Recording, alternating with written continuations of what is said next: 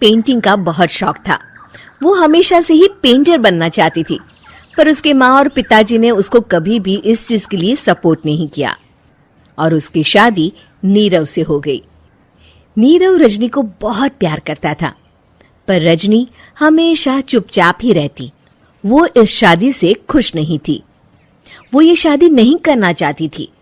उसे तो हमेशा से पेंटर जो बनना था। अपने इस सपने को वो नहीं पूरा कर पाई, इसलिए वो हमेशा उदास रहती थी। रजनी, बहुत ही बढ़िया फिल्म लगी है, कल देखने चले? नहीं जी, कल मुझे बहुत काम है, मैं नहीं जा पाऊंगी।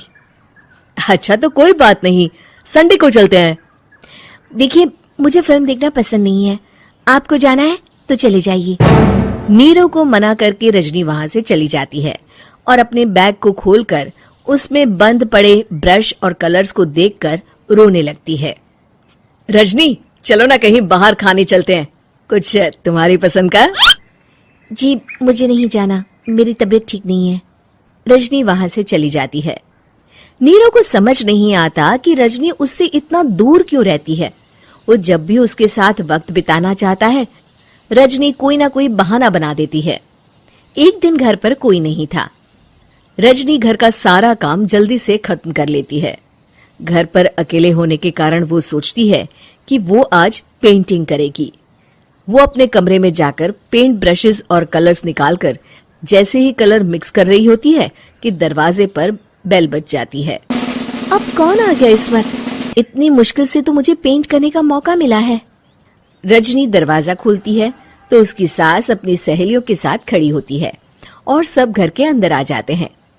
अरे बहू, सबको शरबत बनाकर पिला दे, बाहर तो बड़ी गर्मी है। उफ। जी। रजनी पेंट ना कर पाने से उदास हो जाती है।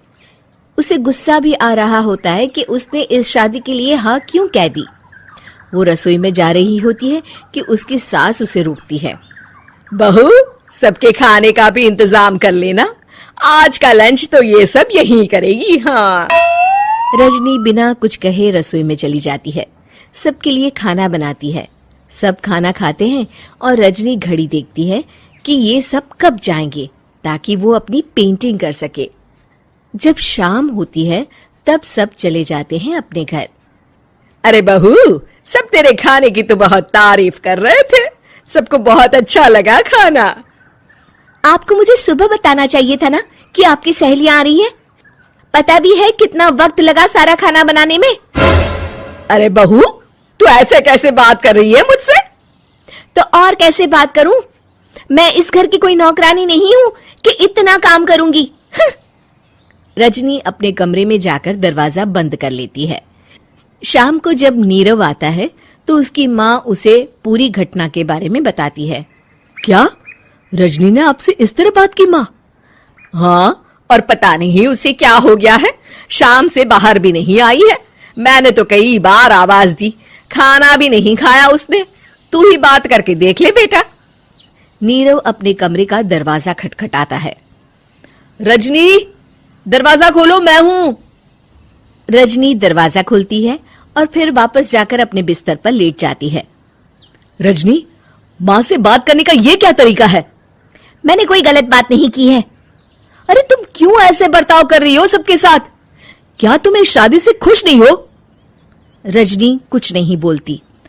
अरे बताओ मुझे रजनी, क्या ये शादी तुम्हारी मर्जी के खिलाफ हुई है? हाँ, मैं ये शादी कभी नहीं करना चाहती थी। तुमसे क्या, मैं किसी से भी शादी नहीं करना चाहती थी। रजनी रोने लगती है। चुप हो जाओ रजनी, बताओ मुझे, तुम क्यों नहीं करना चाहती थी शादी? रजनी बेड के नीचे से अपने पेंटिंग्स, कलर्स, ब्रश, पेपर्स निकालती है। इतने में उसकी सास भी कमरे में आ जाती है।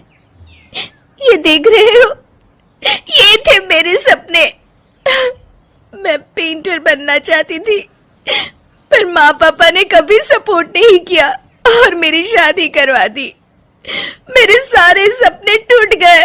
हर वक्त बस गुस्सा आता रहता है मुझे। मैं जानती हूँ कि आप लोगों की इसमें कोई गलती नहीं है, पर मैं क्या करूं, मुझे समझ में नहीं आता।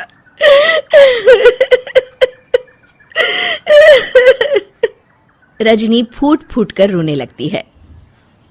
मुझे माफ कर दीजिए, आप दोनों के साथ मैं बहुत बुरा बर्ताव कर रही हूँ। अरे रजनी बेटा चुप हो जाओ तुम। नीरव पानी लेकर आता है। ये लो पानी पियो और शांत हो जाओ। रजनी पानी पीती है और उसकी सास पेंटिंग्स देख रही होती है। अरे नीरव, हमें तो पता ही नहीं था कि हमारी बहू कलाकार है। अरे कितनी अच्छी पेंटिंग्स बनाई है, देखो तो। ये वाली तो मैं अपने कमरे में ले जाऊंगी। आपको ये पेंटिंग्स अच्छी लगी? अच्छी नहीं, बहुत अच्छी लगी। और तुमने हमें बताया क्यों नहीं? तुम जब चाहे पेंटिंग कर सकती हो रजनी। हम तुम्हारे सपनों को पूरा करने में तुम्हारा पूरा साथ देंगे। हाँ बेटा, हम कला की कद्र करते हैं। हम कलाकार तो नहीं, पर मुझे गर्व है कि मेरी बहू एक कलाकार है। रजनी, नीरव और सास तीनों हंस पड़ते हैं।